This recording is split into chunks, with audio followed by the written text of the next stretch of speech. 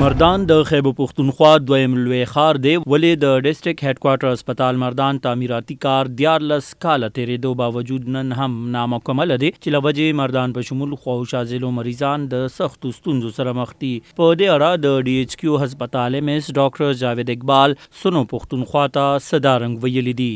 دا یوازې د پیسو او د فاینانس ته وجې ډیلې شوی نه و. دې کې څه ټیکنیکل ایشو چې کله ته مونږ هغې ته وایو میډیکل ګیسز او وی آر ایف هغه د بیسیکلی د سین ډبلیو ډپارټمنټس باندې په ډپارټمنټس کې هغه کې څه ټیکنیکل ایشو راغلی وي نو هغه کمپلیټ شو او اوس میکسیمم بجټ هغه ته ریلیز شوی دی او میکسیمم کار چې کوم دی په دې 600 بیډ هسپتال کې ان شاء الله برابر دی.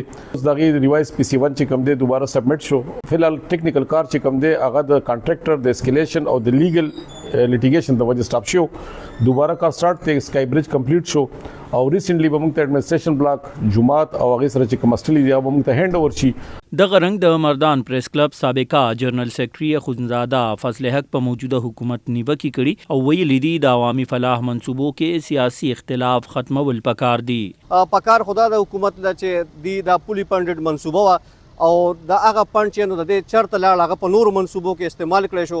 دلته چې کوم دا بلډینګ جوړ شوی دی او سوال لسکاله دیو شنو چې کوم بلډینګ جوړ شوی نو هغه مو دلته کې د نشو روکېدو په وجه باندې پای کې کریکس راغلي دي هغه روز تر ورځې خرابېږي. دین علاوه یو مقامي وګړي ارشاد خان ویلي دي د زما شاته چې تاسو ګورئ دا د پښتونخوا د ګورنمنت د 2011 یو اهم پروجیکټ دی چې دا 600 بیډډ هسپټل دی او دا اوسه پورې چې کوم دی نو انکمپلیټ دی.